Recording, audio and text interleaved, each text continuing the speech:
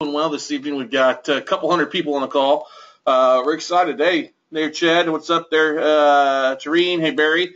We were also doing the simulcast in Periscope. So if you're on the webinar, great. You can see the screens. You're on Periscope and not able to actually see the screens. Give me a little bit of loving. You'll be able to ask questions on both sides. And we'll follow through with quite a bit of the stuff going back and forth on things. So, hey, Christina, glad to have you as well. So, wow, hope everybody had a great 4th of July weekend. It was a gorgeous 4th of July here in Austin, Texas. Just a fun time. Actually, it was dry, which is kind of nice. I'm excited. We are wrapping up Monday here in Austin after a busy week. Last week, it closed on a big trade, getting some mods. We got a couple offers on our properties. We are Hawaiian bound tomorrow. Yes, taking a little bit of vacation. The note guy is coming to Hawaii for the first time. Anyway. So excited about that. We have our next note mastermind, July 13th to the 17th out there. We're going to have 20 of my mentoring masterminders actually flying out, and we're going to be looking at close to about 1,000 plus assets. Notes, REOs, some off-market REOs, off-market notes. These are all pocket listings that asset managers have sent me for us to actually work on throughout the week. So I'm taking the rest of this week to have a little bit of fun, kind of get fresh, recharge, ready to roll, and we'll roll with a mastermind. And then I'll spend a couple extra days at the mastermind in Hawaii, and then literally have to fly from Hawaii to Fort Myers, Florida, to show up for a foreclosure trial. I'm actually a witness on a deal, on a note deal that I own that's getting ready to go to foreclosure, so we're excited about that. Fort Myers, Cape Coral, that area of the Gulf Coast is a fun area. I really enjoy it. Love to invest down in the neck of the woods, even though a lot of people dislike it. I was excited. I got some actually assets sent to me just today in the neck of the woods. So it's actually karma, killing two birds with one stone. So, hey, Steve, good to see you there. All right, well, let's dive into the what this is all about, right? Everybody, if you're on Periscope, feel free to keep giving me some love as you like things. Ask questions as you can, and we'll try to make sure to answer them. For those on the webinar, actually, this is being recorded. If you'd like to get the actual download, you can go to vimeo.com/WeCloseNotes. Once again, that's vimeo.com/WeCloseNotes. But literally, we get a variety of people on the call who are always curious about what this is. And we do these Monday notes all the time. Not quite every Monday, but at least we try to get 2 out a month. And they're full of education. Occasionally we have somebody on that's selling something. Most of the time, though, it's extremely valuable on what they're offering, whether it's the services or it's something that they're like. I'll give you an example. Sue Nelson was on a couple of weeks ago. Great commercial note investor who's a friend of mine. Does a great job. We had George Antone the week or two before talking about raising private capital. George's one of the best guys when it comes to raising private capital. Some of the future calls we're going to end up having actually is going to be fun. We'll have Brett Palumbo from Distressed Pro on here. Excited to have him. We'll have Aaron Young again. I think we've had him on there a while back. It's really a fun time to be note investing right now. There's a lot of people though that it's funny seeing the stuff on Facebook and things like that. Some people just spend way too much time on Facebook. If somebody has to comment on everybody's comment on Facebook on a post, you aren't doing enough deals. You aren't getting enough stuff done, as I'm sure many of you can understand that with. If you've got all the time in the world to make comments, you ain't closing enough deals. So we pride ourselves on closing deals here. Thanks, positive vibes. Appreciate the little love there going on. So you guys can always connect with me on LinkedIn, Facebook. I do have a business and personal page on Facebook, Instagram actually as well, Google+, Vimeo, Pinterest, and then, of course, thank you for the hearts, everybody, of course, as well on Periscope. Periscope, I think, is really going to change the way people communicate and get things done over the next few months out there. Hey, Wayne, glad to see you're back, buddy. I'm glad you had a good vacation. Glad you didn't blow yourself up on 4th of July. It looked like you had quite a crew there for you. Wayne, you're rock and roll. We need to talk about you here in the next couple of weeks as well on getting you on a webinar because you're out there rocking and kicking some ass, man. You're kicking some major booty closing deals, which is what I love. As always, I like to share my goals for the year. What's up, dog? Hey, Chase. 1,000. Love helping 1,000 investors this year close on no deals. Also putting 1,000 people through our different workshops. I'll talk about that in a minute. If you're looking for my handles on social media, usually look for the Note Guy or one Scott Carson. Okay. That's usually the easiest things, or look for inverse investments. But most of the time, it's one Scott Carson, because there's only one of me, sunshine, only one of me. All right. You may also look to connect with other people that are note investors.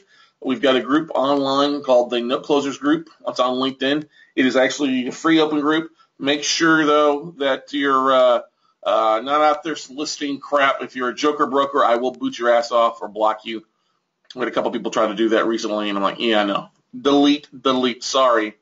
It's there, though, if you're sharing information, if you got a deal you're looking to move, and a legitimate deal, something that you own, not something you're just in a daisy chain. You don't want that. But go out there, check it out on LinkedIn, the Note Closers Group. Okay?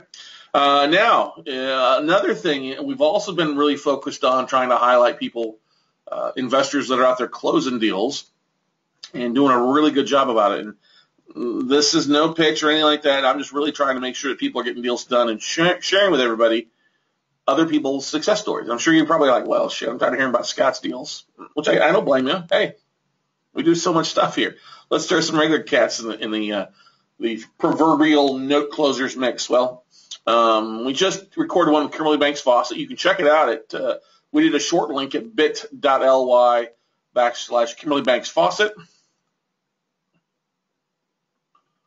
Leave your guys, if you got a question, leave your question if it's not relevant until the end, because we'll offer up plenty of other opportunities for you to ask a question there. Wayne Kevorkic, we'll make sure to get back to you. But literally, if you want to check out Kimberly's story and some of the deals that she's closed recently, you can go to bit.ly/Kimberly Banks Fawcett. It's a short link for you. It's on Vimeo, so if you go to the email that you got the webinar invite to, weclosenotes.com or vimeo.com, you'll see Kimberly's there. Please make sure and comment, like, share as you like. She did a really good job on it. We got some more note closers to come over the next few weeks. I think the next one we'll end up filming will be Gabe Cast, who's I think almost about to be an ex-financial advisor. He's getting ready to quit his job and dive into notes full time because he's doing such a kick-ass job doing it. But there's Kimberly Banks, smiling mug. For those that are on the call here, you can see that there. There's her smiling face. Let me see if that helps you out there. Kind of weird looking back here. Anyway, there's the link for it. All right, sweet. Let's see if that helps out. Woo, right. All right. Thanks for the love. All right. Upcoming workshops. We always get people who are asking about our upcoming workshops. We're actually streamlining and reducing a lot of the workshops we do on an annual basis. We did basically 4 or 5 of the first 6 months. We're going to be paring that down. I mean, we just wrapped up the Houston workshop, I guess, about 2 weeks ago. God, has it been that? Yeah, it's been, wow, yeah, it was not this week. It was 2 years. Man, time flies when you're having fun. Our next workshop is actually a virtual workshop that you guys can take advantage of online via webinars. We'll be doing this actually July 31st through August 2nd. July 31st through August 2nd. I made a slide there. I might as well use it, right? A little bit about the virtual workshop. If you can't make it to a live No Buying for Dummies like the next one we have after this, it's live, is in Baltimore, the 21st, 22nd, 23rd of August. And then we'll have one in October in New York, New Jersey. Don't have it. We're not quite finalized. Actually, I take that back. The Baltimore workshop, I think, is being moved to Washington, D.C., to our nation's capital. So keep that in mind, okay? No, Chad, we don't. I think we're finalizing on it, but literally I think we're going to bump it to Washington, D.C. It's just I think it's a little bit better area than what we're seeing in Baltimore. All right. It's only 30.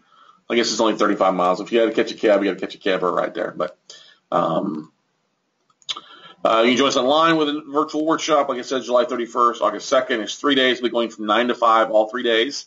Friday, Saturday, Sunday. We actually film it live from here in my We Close Nuts War Room. You'll be able to ask questions as we go. We'll do deal breakdowns. It'll be the same thing. First day is on finding assets.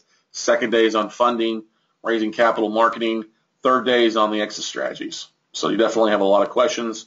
You'll be able to ask those. The fact that it's virtual allows for us to compress it a little bit. A lot of people ask, well, Scott, why are you getting rid of information in the workshop? Like, no, we're just literally condensing it down some. If you figure our workshops are really about 3.5 days, because on Sunday we go from like 9 to 2, 9 to 3. After you throw in an hour and a half for lunch in there each day. I realized, well, if we compress it down and do it virtually and only take an hour lunch break, we won't miss out on any information for anybody. So that's what we'll end up doing with that. So it is $5.99 per person. The only people we're comping into this is past and present military, everybody. So it's a virtual thing. If you want to be part of it, trust me, you can't make it. At least you can spend the $5.99 on this as well. Okay?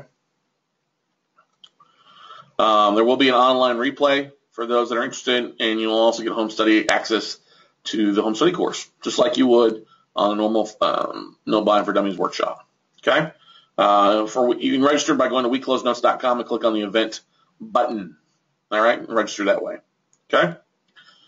All right. The Monday note. Let's dive into the nuts and bolts. Now, what's funny is sometimes you have an aha moment. All right? Sometimes in this business, especially with what we do with teaching with investors and working with investors, you get aha moments out there.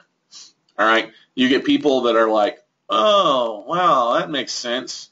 I didn't know about that. You know, and it's something that just literally comes to me. Oh, hey, everybody that's on the webinar, I figured out the webcam up. Ooh, got me in two places here. All right. So one of the biggest things that we've seen over time is that people struggle with kind of being as effective, or they're not effective, they're ineffective. If that makes sense. And you guys have heard of the Pareto, the 80-20 rule. 80% of your results come from 20% of the effort you put into it, right? Or 80% of your money comes from 20% of the activities you do. Now, the thing is, obviously, most of us spend a lot of time, wasting resources. And while, yes, we make money, we're really only, if we were to get rid of the 80 stuff that we're wasting here, we're able to capitalize on that. Instead of taking 20% of the effort and double that to 40% of the effort, we would have 160% of the results. All right? That's what kind of the way I look at things. Okay? So it's obviously the Pareto rule is 80-20. Now, I think in the note industry that it's a different type of thing out here. In the note industry, hey, Jack Krupa, glad to hear you online here. It's 95-5. 95% of the notes sold come from probably 5% of the actual real investors out there. And I really only think there's probably 5,000 solid note investors. All right? That's really all I think there's solid, 5,000 note investors. There may be more, but what I think about by note investors, I think of people that are actually investing on a daily basis. That's their primary thing. They're not out chasing RAOs. They're not doing, they're not out there chasing other things. They're literally just doing the things like, since Jack is on the phone here, Jack Krupe, that's all he does. He's one of the experts out there. I mean, he's got a $100 million fund. It's just focused on BK Chapter 13. So if you're loving it, Jack, give me a little, just tap the screen for a little bit of love to come on there, buddy. He's focused, okay? 100% of his roles, he changed what he was doing as a business with Gemini, and they are focused specifically on one thing. So 100% of the results come from 100% what they're working on. Now, he was doing other things, moving assets, selling some stuff here and there. I totally get that. But when it comes down to the pure definition, the Pareto principle, oh, and by the way, thank you for all you people that corrected me on the first time I sent the email out where I left an N in the Pareto principle. Thank you. The good thing, you don't have to be a perfect speller in the note industry to make money. Okay, here's the actual Wikipedia definition. The rule of thumb that states that 80% of outcomes can be attributed to 20% of the causes for a given event. In businesses, the 80-20 rule is used to help managers identify problems and determine which operating factors are most important and should receive the most attention based on efficient use of resources. Resources should be allocated to addressing the input factors that have the most effect on a company's final results. Okay? It's also known as the Pareto principle of factor sparsity, and the law of the vital few. Now, I like the very back part, the law of the vital few. Think about that. The law of the vital few, all right? It's important to keep that in mind because, honestly, that kind of takes me next to your sources are a vital few out there. Yes, there's 27,000 lending institutions that have some sort of non-performing debt. Are they all going to be selling stuff all the time? No. Okay? So 80% of your deals are going to come from basically 20% of your sources on a regular basis. Think about that, 20% of your sources, okay? Let's wrap this to other people's money. 80% of your OPM, other people's money, comes from 20% of your sources. Who are your sources? It's your database. All right? It's your database on both parts. Now, what's scary is people don't develop reliable sources because you, me, us, we don't know how to be a reliable sources. Now, okay, let's take this back. Let's reverse engineer this a little bit here. A note company or a bank or a hedge fund that has product, why are you valuable to them? Anybody want to comment on that? What is your value to a hedge fund or a bank that's got assets for sale? Bueller? Anybody? Nobody's going to answer. Wow, I should just hang up, go have fun, go finish packing for Hawaii. All right. There we go. We got some good stuff. There we go. Kevin, get rid of assets they don't have is performing. We're solving the problems. Yes, we can purchase their assets. Yes, you can purchase their assets. Not really legwork. You can take other problems. You move their bad stuff. More so than anything else, you're not moving their bad stuff, you're buying. We're saving their asses. Well, to the bank, sometimes you are, Chad. Yes, exactly. Thank you, Oyeba for Periscope. We're taking something they want to get rid of. Exactly. All right. Now, what you also have to realize is sometimes asset managers or hedge funds, maybe stuff that they're moving. Okay, so it's your ability to close. All right. So these two things, your deal source and your private money, connect like this. All right. They totally connect. They're very intertwined. Your ability to close means the amount of money you're going to have. Okay. And I don't care how much money you have individually, you're not going to have enough to take it to the next level that you want to go to. Trust me. I don't care if you've got $500,000 or $200,000. Hey, good for you. That's a great way to get started. But you're going to need to raise capital to get things done. All right? You're going to need to raise private money to get things done. All right? So not only do you have to be a reliable source for the hedge fund to close stuff, you've got to find reliable sources for other people's money. Can we agree to that, everybody? Okay, thanks for the love and everything. All right, question here. Okay? So other sources here. Now, this is not designed to be your private money raising webinar. All right? We'll do something like that a couple layers. Eric's probably going to be rolling out a 30-day or a 20-day private money raising campaign like we did with the 30-day note trading thing. We've been getting some interest off of that. I've been amazed. We've got 50 people going through that, 50-plus people going through that, and they're almost 100% open the emails every day, which is, I love that. That means people are actually doing that. I mean, it is not good. See there exactly. So let's move on here. So now if you keep that in mind, 20% of your efforts equals 80% of your results. What's your 20%? Or really, what do you spend your time on more importantly? Now, don't answer, but I get a lot of people that call me up all the time. Oh, hey, Scott, I called some banks. I'm like, okay. How many banks you call? Well, I called a bunch. I called 10 today. I'm like, a bunch? 10? That's shitty. Call me when you call 15 a day. All right? Put some actual real work into it. All right? Well, also, I can't raise any private money. Well, why not? I don't know anybody. What? Let me go to your database. 100. You've been in business for 20 years or 10 years and you only know 100 people. You've got to have the shittiest business I've ever met that's still in business. Okay? We all know people. We all know several hundred people.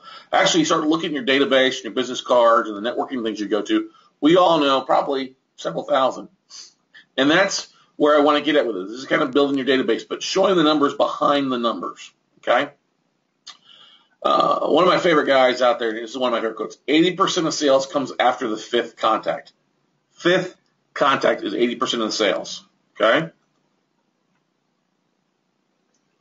Caesar, no, you just can't call people out of the blue to raise capital. We'll discuss that at a later time. Okay? I'll get into some of the psychology behind it. But 80% of sales comes after the fifth contact. And that was actually said by Tom Hopkins. Now, if you don't know who Tom Hopkins is, Tom is actually one of the world's best sales trainers. And his book, How to Master the Art of Selling, is phenomenal. If you haven't read it, you all need to. Now, I'm not getting paid to pitch this or anything like that, but I'm going to share a story with you guys that helped change the way I think about things. Now, back in, I want to say it was 2002, late 2002, early 2003 actually. And been married for about 2 years. I was not in a good place financially.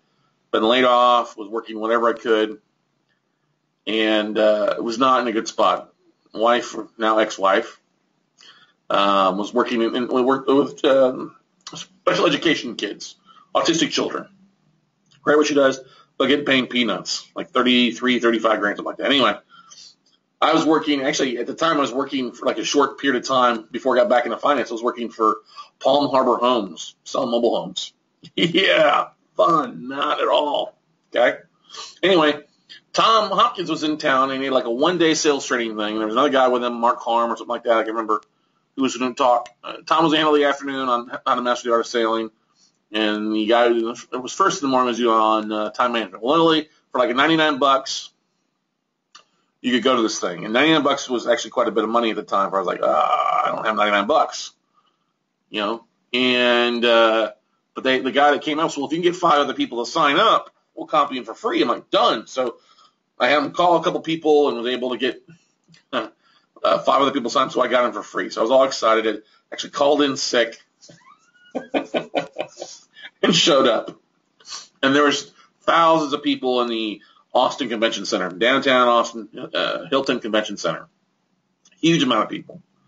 And there's Ron Marks talking about being efficient on stage, time management, and then Tom Hopkins came up there. And I had read Tom's books beforehand. Okay, I had some of his tapes that had worn out, and so I was like, "Oh, that's Tom Hopkins. That's kind of a cool guy, you know. That's awesome." I'm about 100 feet, 100 yards from the actual stage because it was so packed full of realtors and mortgage brokers. But so I got to hear him say, took some notes, and then at 5 o'clock it ended. Well, if you've ever been in Austin, Austin's got the worst downtown traffic. It's horrible. I mean, I fought traffic getting here. I had to drive and drop my dog off south of Austin to some friends that are going to watch her for a couple of weeks, but literally I didn't know if I was going to make it back in time for this webinar. And anyway, so I was like, at the time, I was like, I'm not going to bother. I'm going to sit in 4 levels of underground traffic for an hour waiting to get out. I'm just going to go to the bar and buy a beer. You know, I got enough for a beer or two just to kind of chill. Maybe I network with some people. So I walk into the bar, and there's, it's all packed. There's all these people sitting in these chairs. The bar's full of people. And suddenly these 2, realtors that were sitting in the bar got up and walked away. And there's 2 chairs there. I'm like, oh, I should probably go stay sitting with the chairs. Well, just as I'm kind of sitting against the wall trying to figure out what I'm doing, in walks Tom Hopkins. Literally, Tom walks in. And he sits down at the bar. And nobody recognizes him. It's crazy. I think a couple of people recognized, but they were giving him space. And I'm like, oh, there's Tom. Maybe I should go say hi to him. Yeah, maybe I should go say hi to him. And I'm sitting there, well, maybe I could buy him a drink. So I'm there trying to figure out, making sure I got enough money in my account and thinking, somebody should go buy him a drink. And literally, minutes go by minutes. And he's sitting there, the bartender isn't really recognizing him. And finally I get the nerve to say, I'm going to do it. I can do this. So I walk up and I'm wearing a tie and I like, hello, Mr. Hopkins. My name is Scott Carson, and I was just through your half-day thing here, and I've been following you for years with your books and stuff like that. And just say, I was wondering to know if I could buy you a glass of wine. And he turns to me and goes, that would be, hi, Scott. Yes, great to meet you. Yeah. Just give me a glass of House Merlot. Tell you what, why don't I find a spot where you and I can go visit? Now, he wants to talk with me, I was literally going, I was like, oh, my God. What am I going to say? What am I going to do? I'm failing at life. I'm failing at business. I'm having to work this job for selling mobile homes. And, he just was not in a good mood. But Tom, he found these 2 chairs over the corner. 2 other people got up and were leaving. And we sat down. I got to spend almost an hour, like 45 minutes to an hour, one-on-one with Tom Hopkins. And Tom, we got to visiting. He was asking me questions about my personal life and business, stuff like that. And he says, listen, Scott, I stand by this. He goes, when I was a realtor, 80% of sales are made for the fifth contact. The fifth time I reached out and talked to them, I called them, I shook their hand, emailed them. And you got to remember, email wasn't as fancy as it was now. He goes, it was a lot harder then than it is now. There's all these social media ways to touch the people and things like that. But 80% of sales still comes after the fifth contact. If you track it and see what's going on, you will see that. All right. I was like, he goes, so don't give up. Whatever you're focused on, keep building your database. Do not let your database go stale, no matter what you do. You've got obviously some connection with people. You wouldn't be here if you weren't. You wouldn't have hung around a network. And you're going to build relationships as you go. And some people, people are going to recognize you because you smile, you have a good handshake. As long as you keep that and you follow up with people. A text, an email, hey, it was nice to meet you. Little things like that go a long way. Is this making sense, everybody? Now, Tom's techniques are why oftentimes a lot of the real estate trainers, especially come first of the year, I'm sure many of you get phone calls from realtors. Hey, it's been a while. It's been 2.5 years since I sold you a house, but wanted to call and see if you want me to help you buy a new one, And you get those phone calls, and then you hear nothing from them, right? All right? Nothing. You don't get anything. You don't get emails from them. You don't get letters. All they're doing is literally asking for the sale. And that was the thing that kind of, So many times, and you'll hear Gary Vaynerchuk from the Gary V Show talk about jab, jab, jab, right hook, okay? And your jab, a little reaching out, hey, just reach out and touching somebody, like a boxer, reach out, kind of a little jab. Hey, you're there, checking on you. You're just going to touch your base a little bit, okay? And then the jab, jab, jab, right hook, The right hook is when you go for the hook, all right? And that's kind of the fourth or the fifth time, okay? But I totally believe it comes after the fifth contact. Now, what happens, I actually met Tom, when did I meet him? In 2000, 2003. Great guy. I actually hang out and meet him again, a little bit of one-on-one. It was funny sharing a story with him. Anyway, I'm about to sneeze here. So let's apply some of these numbers to our actual database to see how it goes, because a lot of us are struggling. A lot of people out there are like, I don't know I'm not finding any deals. I'm not finding any deals. I can't raise any money. I can't do none of this. I'm horrible. Okay. I'm all wired up. I was in a car for 3 hours a day driving around. Anyway, got a lot of energy, pent up energy. Anyway, I'm glad you guys love it. So people are, we struggle with this. And I always hear people, I'm working on something. I'm making my way. No, you're not. If you're not reaching out to your database on a regular basis and you're trying to go out one-on-one and meet people, shake their hands and have all these one-on-one meetings, you're wasting your time. And I'm talking to some people that are actually on the webinar right now. Actually, a chunk of you that are on the webinar. Because let's take a look here. We've got how many people on the webinar? We've got over 100. Let's see who the attendees are. Let's see here. All right.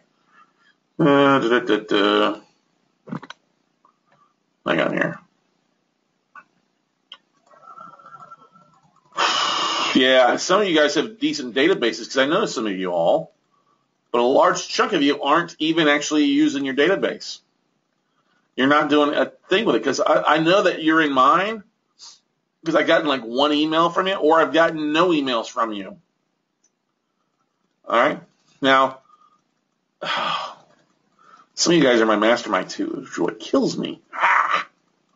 Or a large chunk of you have gone to one of my workshops, and you guys don't follow through. So, anyway, let's get tired of being disappointed in everybody here, Scott.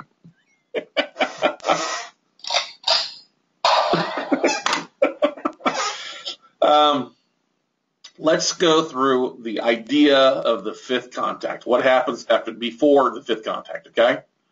So let's go through some of the laws of real estate. Now, if you've got an email database, okay, you're going to see about a 20% open rate. That's on par for the first email you sent out. Now, if you follow up with the same email at a different time, you may get another 10% of people to open up. But just for the heck of it, you're going to get 20% open rate for emails, okay? In your database, all your database, You have to think of everybody is worth at least $1,000 in OPM. $1,000 in OPM. Everybody, now you're going to have some that have 0, some that got 100. I think you get we're talking a law of averages here. Okay? Now, another thing, if you're reaching out to asset manager, if you call 50 special asset managers, I'm talking call, all right? You'll talk to probably 14, just under a third of them, okay? Just over a third of them. Actually, a third would be 15 roughly, so under a third. 4 out of that 14 will send you an NDA, non-disclosure agreement, and 1 will send you a tape, okay? Think about that. It's a little bit higher rate if you talk to special asset managers, but literally it's a 2% likelihood you're going to get an asset of some sort, a tape. Now, a tape could be 1 asset, it could be 100 assets. It's a 2% for 50 if you call 50. So if you only call 10, you have a smaller than 2% chance to get something sent to you. Okay? Now, asset managers will open emails up about 15% of the time. Sometimes 17, it just varies, but on average it's about 15% of the time. And I only know this because I have proof. Okay? Like I just sent an email out. What the hell? I'll share it with you. Well, that's not mine. That's somebody else's. Chad, good email, by the way, buddy. Now, what most of us struggle with is we send an email out, we get excited, or you listen to me and you send an email out, but you never follow back up with a second, third, fourth, or fifth email. Okay? So, like, I got some different campaigns that went out. So, like, one went out this morning, I wrote last night. All right. So, see, 3,600 asset managers right now, it's 12.6%. I'm going to resend this email out at a later time. I'm going to send it out. Actually, I didn't have nothing to click on them. I got 1 click on it. I don't really have anything to click besides my LinkedIn profile. If I look back at the mastermind email list, if I go to my lists, though, I got my asset manager list. You'll see here. Oh, let's see here.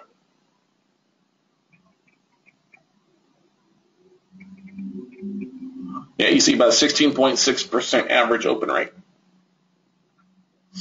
All right. 16.6%.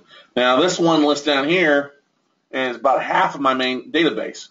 It's about a 15.3% open rate. If I lose you on Periscope, my battery's getting low on there. But anyway, we should be done in the next 15 minutes on this. So what I'm trying to share with you guys is actual hard statistics. Okay? Asset managers open about 15% of the time. So you have to keep that in mind with your databases, everybody. Cover this here real fast. So you all have a tribe. You have a tribe of people that follow you, you have a tribe of people you're networked with. You have a tribe of asset managers that you're reaching out to, whether it's emails, LinkedIn, Lane Guide. It can all vary a little bit. Looks like we got a question here. Just seeing what the question is. Oh, no problem, Chad. All right. So the question you have to ask yourself, is your tribe worth money? Or really is it just worth shit? Okay. Is your deals worth 100 grand there? Or is it just worth toilet paper? All right. Some of you guys are going to like that, other you guys aren't. So the question you have to ask yourselves is, what are you doing to harvest that money? Now, people are going to spend money one way or another, whether they're going to buy products from you or they're going to invest with you or going to invest with somebody else. Now, invest with somebody else could be a CD, it could be stocks, it could be just put money in the Quest IRA fund, they're not touching anything. So you have to keep in mind that people have this money out there just sitting, wasting, okay? But most of you aren't doing enough to capture that. You're not putting the law of numbers and the law of repeat. You're not putting the Pareto rule into effect, all right? Because if you figure this, if you've got a 1,000-person database and you have a 20% open rate on your emails, that means that's 200 people are going to open your emails. You may get a little bit better that the second time you send an email or you send a different email, a different split test, you may get better than that. But 20% is phenomenal on an email open rate. Okay? Now, the first email, if you only, so your first time sending an email out to your database, you're only going to get probably 20% of the 20% actually sold on you, or they want to close something with you, or they, hey, I'm interested in that. So 20% of 20%, so 1/5 of 20% is 4%. That's 40 people, okay? 40 people that average 1,000. That means your first email may raise you $40K in private funds. David, I have Infusionsoft as well to track my open rates, yeah. All right, I use MailChimp and Infusionsoft depending on what's going on. All right, so did everybody get that, though? All right.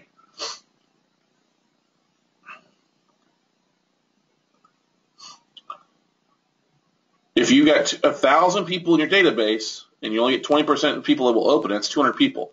So if 80% of sales are made up to the 5th contact, most of us are only sending 1 email out or 2 emails out. You're only touching a little bit. So you may get an extra 4% every time you send an email. The first email is 4%. Second email is 8%. Third email is 12%. Fourth is 16%. Fifth is 20%. And then after your 5th email, you've got to put some content into it. Hey, here's deals I'm working on. Or maybe it's deals you're breaking down. Maybe it's deals that you're working through. And you're looking for funding, but you've got to add some content to the deal. You can't just like hook, right hook, right hook. You got to jab. Here's the deal I'm working on. Here's why this is a good deal. Here's another deal we're working on. Here's another deal we're working on. Bum, bum, bum, bum. You got to build some consistency. You got to get some momentum going that people are like, oh, I want to read the deals that he's doing. I want to see the deals that she's doing. Is this making sense, everybody?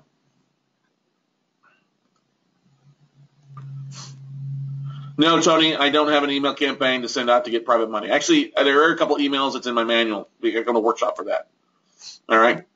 So the question is, people are like, oh, what do I say? You got to have some info. Here's the deals I'm working on. You want to get private money, Tony? You need to send out deals you're working on, okay? Let the deals sell themselves for private money. If you just go after people for their money to try to fund stuff, you're wasting your freaking time.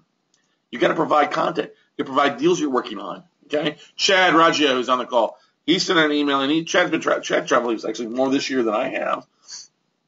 And he asked me to look at his email, and I was glad to. And he's got, hey, I'm doing this. I joint ventured on this deal. I'm looking at this other deal, too, I'm working on, besides all these cool places I went, which is kind of, it's a little bit of content. It's starting to get people this little sneak image in what's going on in his eye, in his life. They're starting to see inside of it. And the more emails you send out about your life and your business, the more people are going to open it. Your tribe is going to expand from just 4% to 8% to 12% to 20%. People then will start to respond more with you, okay? People ask me, Scott, why do you send emails out so much? Because I'm trying to expand. I want the touches. I want people to know that I'm reaching. Hey, how's it going? Good to see you. Yes, this is what's going on in my business. Hey, we got a deal we're working on.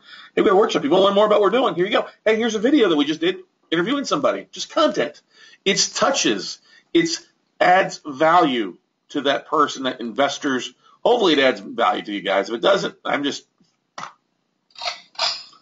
boom. All right. Okay. Yes, that's exactly right, Chad. You get people to post the deals, and then they're like, hey, I got money sitting on the sidelines. I really want to do something with Tony. I see Tony's actually doing something. Who's that Tony guy? I've never gotten an email from him. Don't know who Tony is. Okay? I don't know who this cat is. Who the heck is this guy? He says I met him somewhere, but that was a year ago. All right? Tony has done it again. Okay. I think you get what I'm trying to say here. So, second email, you might raise $80K if you've got 1,000 people. Third email, $120K. Fourth email, $160K. Fifth email, $200K. Now, this is why I harp on social media, LinkedIn, networking, so important. All right? Because there's money in the emails you're sending. You just got to spend time on getting the workout. Okay? Now, hang on here. Let's see. I'm going to pick on somebody here. Just because I can.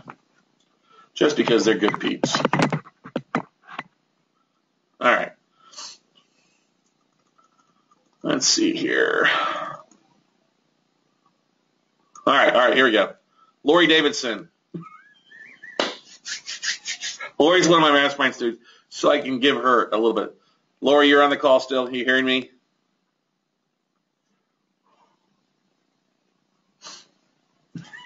She's like, oh, shit, he called on me. All right, so if Lori doesn't respond, somebody else want to respond, whether they're on Periscope, whether they're on the thing. Somebody would like for me to break them down a little bit. Yes, I'm here. Okay. All right, so I got Lori and Chris on here. All right, so Lori and Chris, let's run some numbers here. Hey, okay? Tell me how many people are in your database. How many people are uploaded into your MailChimp or your Infusionsoft or something like that? Close to 1,000, Chris. Okay, Lori? 800 plus. Okay. All right, so our numbers are just about right. Now, Chris, you've been sending emails out quite a bit recently. All right. Gabe, how many people do you have in yours? If you want to respond, sure. Gabe, that's pitiful. I'm sorry. Actually, I'm kind of disappointed in all three of you guys. Close to 1,000, 800 plus. Gabe, you only have, believe, less than 600 people. You have more context. You guys, well, you actually have more context. Actually, let's do something here real fast. Hang on here.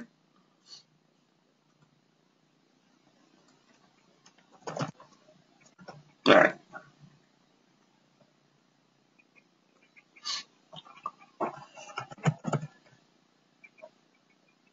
All right, Gabe here. 444. Gabe, this tells me you have never gone on here and connected your email to this. All right. Lori. Look at that. That's such a good photo of you. Bam! Watch out. 500 plus. I knew that. Does this have a 500 plus? So what I do, if I'm connecting on people, and I want to build connections, I'll go on here and add connections. I'll go in here in the groups. I'll hire my VA, hint, hint, wink, wink, to dive into some of the LinkedIn groups of people that have communicated on, hey, I got a list, or I got a list. And literally, you're not going to like this. I'll have them copy their name and email address and put it in my database. Because I know I have something in common with them. I'm in part of the LinkedIn group together. Plus, they're a distressed debt or distressed asset buyer, which so am I. And they're looking for deals. That's three things I got in touch with them right there. Okay? I'll put in my database and email them on information. Okay? So that'll help build my database.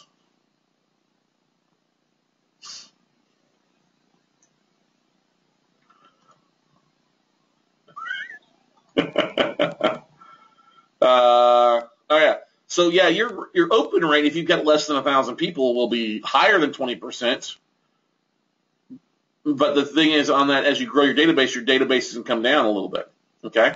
So if you're getting 30% in the open rate, Chris, good for you, buddy. But you got close to 1,000. So, but you've got to start getting people. It took you some time. Actually, you've actually closed quite a few deals recently with other people's money. But it took you a while. It took you, like, how many emails do you think you sent out to your database? 20 emails, okay? But you raised some money immediately on some stuff. And you had some decent emails, and you had some other emails that are just like, ugh, right? I was just like, no, dude, you got to kill that. All right? The early ones, yes. Now, if you've got money or you're using your own money to fund deals, I totally understand that you're not probably spending much time on it. But what's going to happen when you run out of your own money? You need more money, right? You advertise. It's very important you advertise the deals that you're closing on, or the deals that you're joint venturing on, or the deals you're working on to help build funds. Because a lot of you on the call are like, oh, I don't have money. Okay, I'm just going to do anything. Okay, let me give you an example here. If you're sitting here waiting to grow your list and you're not sending an email out, you're just wasting your time. If you're collecting contacts and you're not sending an email out to them, your contacts are collected the last 6 months, you've wasted the whole point. You have got to get beyond waiting for a number list. When you get contacts, whether it's 30, 40, 50 people, you meet at a workshop or something like that, go ahead and send an email out to them. Why do you think I've got a million different lists on here? I had more lists, like just Dallas investors, Lane Guide asset managers, bank funds, people that subscribed to that deal, all right, people that came to that one training. All right. I had a whole lot of other lists on here, like people that came to the St. Louis REI Expo. It was 50 people or other things like that. You can build a whole little different list. you don't have to wait till you got 500 people send a list out. If you do, you're just wasting your time. Okay?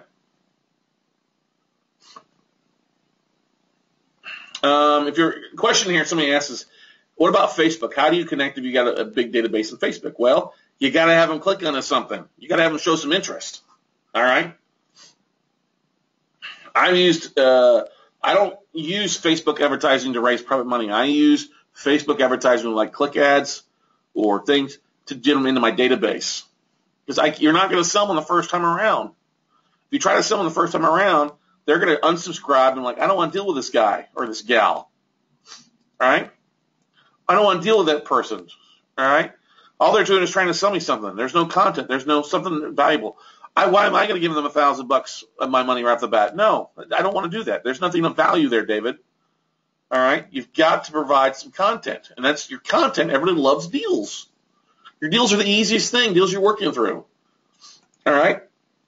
I know Lori's been busy running around. Lori runs one of the best, she is one of the top REO agents in all of Atlanta, but she's out there closing deals. And Lori's working on some rental properties. I know that 4th of July she didn't stay home in Atlanta. She drove down to Florida and looked at some rental properties that she's working on. She's a rock star investor. And so as you develop your database, you're well known. I'm sure Lori's got, actually I know Lori's got a handful of clients she can reach out to at any time. Hey, I've got some deals, look for funding on stuff. I know that she's active with a mastermind we have of 100 plus people that are very active on Basecamp that communicate back and forth. Same thing with Chris. Okay? That's part of the mentoring, and I'm not here to pitch you guys mentoring. That's not my whole goal. I'm just trying to tell you guys that you have access to your meetup groups, your LinkedIn. You connect with people on Facebook. If you post it, click on there, hey, check out my webinar or go to my website and have somebody log in there. Most of you are so impatient, you're not going to do the little things to raise money, and then all you're going to do is waste time doing shit that's not effective. You're going to spend your time on the 80% of time wasting stuff that's only producing you 20% of the results.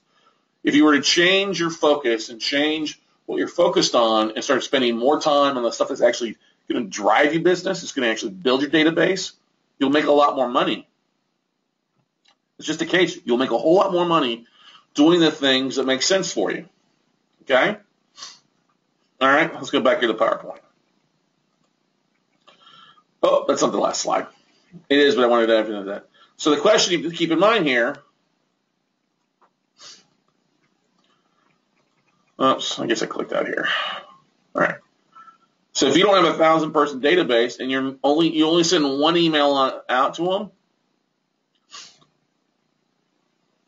and you got no responses, that's the reason you got no responses. People don't know what the heck you're talking about.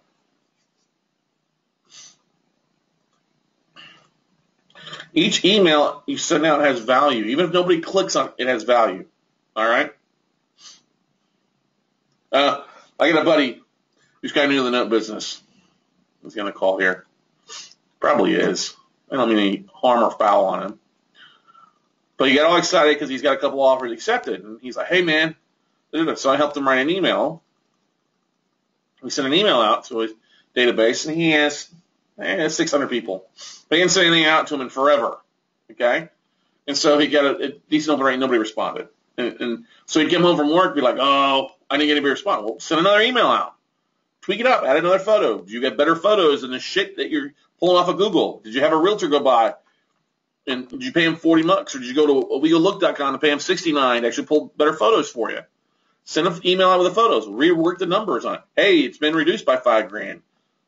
So I had a couple people respond, but they don't have any money. So every email you send out, though, once you get past that 5th email, you're going to see more and more results on your database. You're going to see more and more people say, hey, I got money. I know somebody that's got money. All right? And depending on if you've got a higher net worth database, you hang around with a little bit older crowd. Older crowd, I mean more older than 35. I fall in that older crowd technically. The people that are 35 or greater are the ones that start to have money disposable. You're very young, and your database is made up of 90% of young people. If they don't have the database, you're not going to raise funds. So you've got to go out and start hanging around people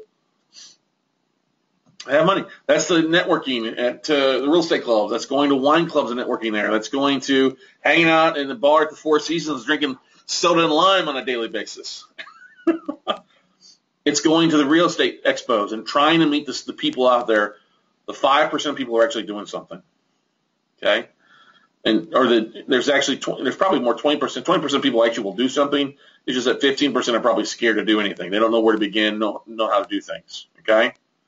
Yeah, no, I would not hang out at retirement homes waiting for people to correct. That's too late. You're too far off there. That's not a good thing, scumbag.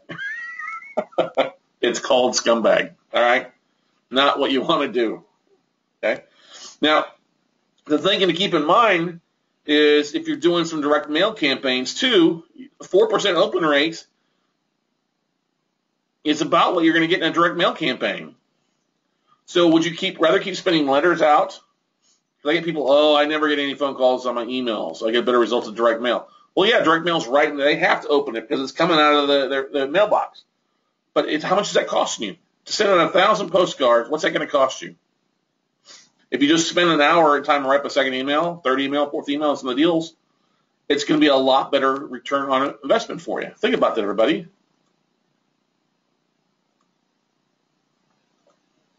So let's go through a couple of things here real fast. All right? I'm going to open this up on a spreadsheet. I got a lot of tapes that are coming in lately.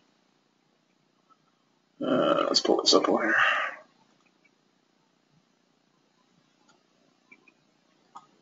All right, so I'm going to do this in the middle so everybody can see. Let's go do this. Chad, you'll get some of those tapes after the Mastermind students get a work on it. Mastermind students get first crack at all the tapes. They'll rock it out. All right, so let's go through Asset Manager. Let's say you build a database of actually, let's just do the same thing, 1,000 asset managers, okay? And change the writing to 20. Okay. 1,000 asset managers. And it's only going to be a 15% open rate. All right? So that means you're going to have 150 asset managers, right? Now, one of the smart things you all can do is if you send an email out to your asset managers, you can see who clicks on it if you're using a CRM tool. If you're not using a CRM tool, you just wasted your time. Right? Now, if 150 people opened, and that's their first touch.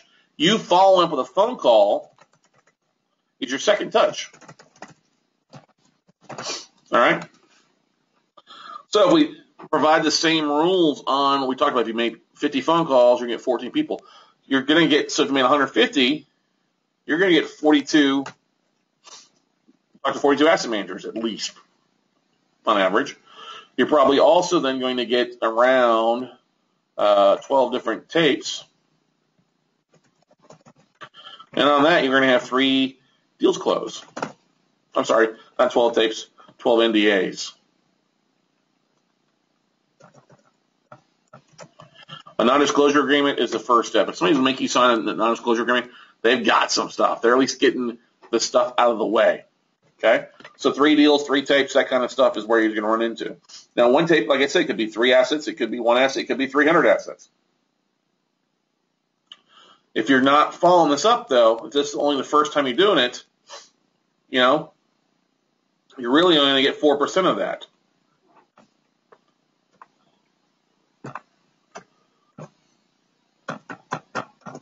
Six people might respond if you reach out to 150. 6 maybe.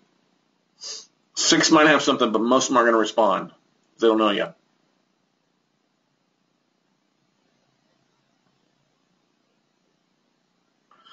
Chris asked a question. Do you suggest I send everyone the JV deal emails, including asset managers, secondary market managers?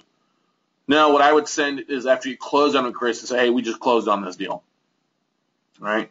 We just closed on this. Not, hey, I have this available. All right? Because that will add more value. Because remember, what are asset managers looking for? They don't want to see somebody trying to pawn or pitch somebody's stuff. They want to see somebody that's closed. They want to deal with closers. Like, don't call them to me and say you want to close $25 million in assets this month. Tell me what you have closed and what you are going to close. Yeah. Okay? Think about that. Most of us aren't doing enough. Most of us will focus on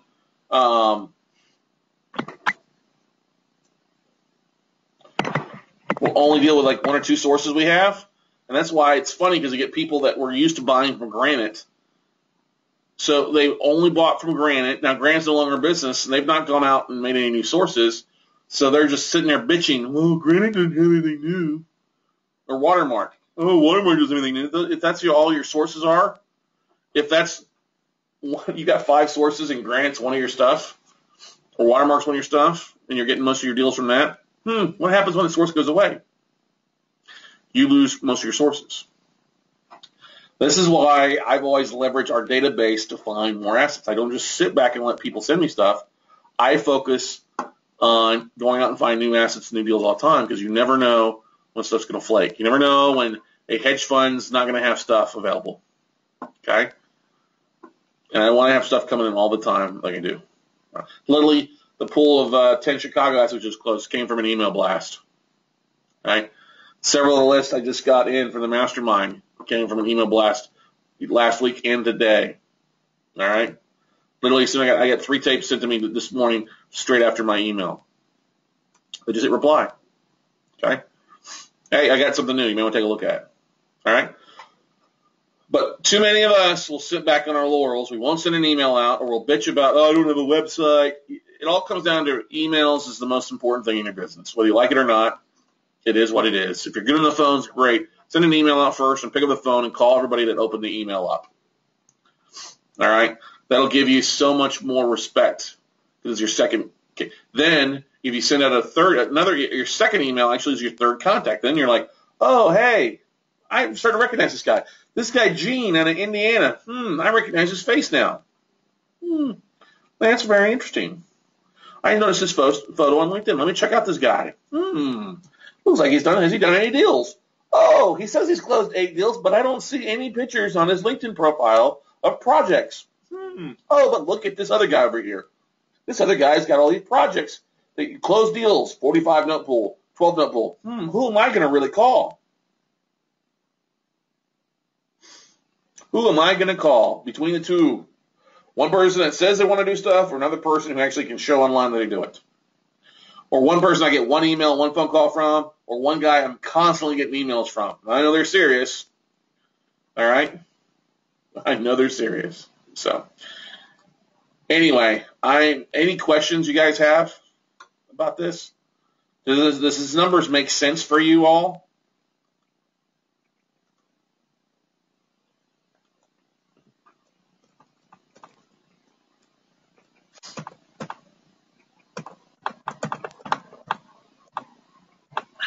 So think about this. What are you spending your 20% on? What if you took the 20% that you're making happen and increase it by more? Or bring on an assistant to help you do the other 80% of stuff that you dislike doing. All the 80% of bullshit you hate. Balancing your checkbook, putting gas in your car, picking up your dry cleaning, washing your clothes. All right?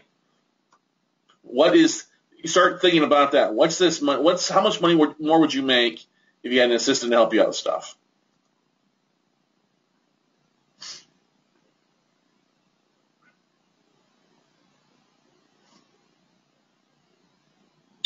Bob asked a question. Is there a point where you send too many emails?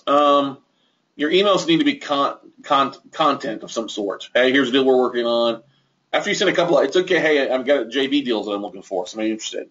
You're going to have a few people unsubscribe, but literally, the people that are interested, the people that unsubscribe aren't going to do anything with you anyway. Okay? So I used to worry about it. If they're going to unsubscribe, great, they unsubscribe. We're not interested. I would send at least once a week. You got to at least get something out on a consistent basis. If you're not doing webinars and you're just doing it, I would focus on getting at least, hey, here's a deal of the week that we're working on. Thanks for all the love there, everybody, on Pinterest there. Okay? But if you're not following up with a phone call and you just keep sending emails out, that's not bad. I mean, I've had plenty of asset managers say, hey, Scott, I'm on your email list. We've never spoken, but I feel like I know you. Okay?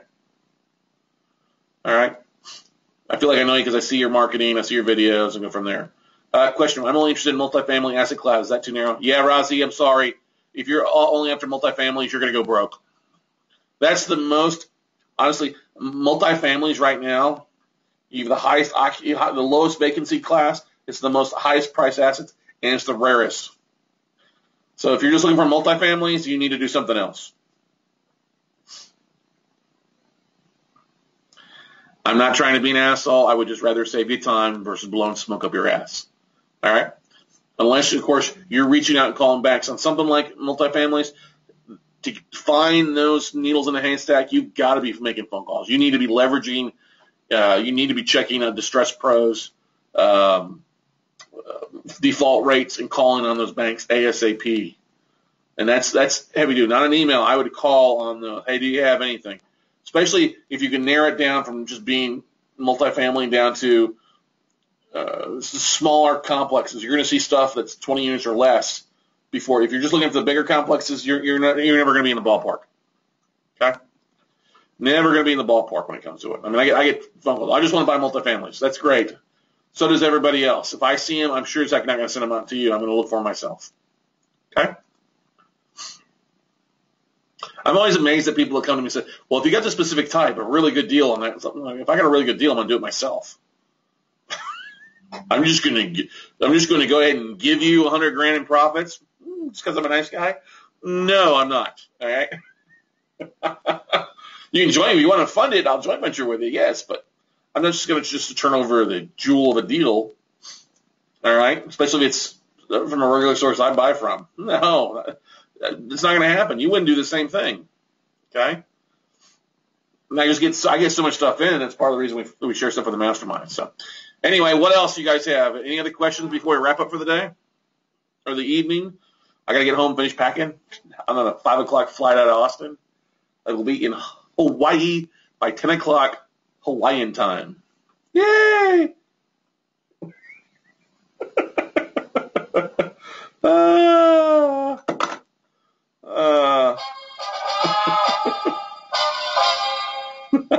Steph did. Steph booked it early because it's straight shot to LAX, and then we're on. No, cannot fire. She takes care of half the stuff I do, and then we're first class on Hawaiian Airlines into Hawaii for the 5-hour flight or whatever the hell it is. Okay, thanks, Jim. I appreciate it.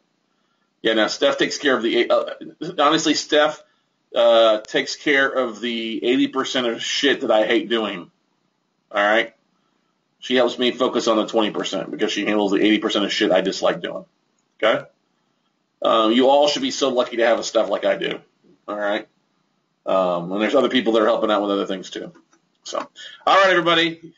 We will wrap it up for the evening. Thank you so much, all. For those of you guys that are coming out to the Hawaiian Mastermind, Lori, Gabe, excited to see you guys out there.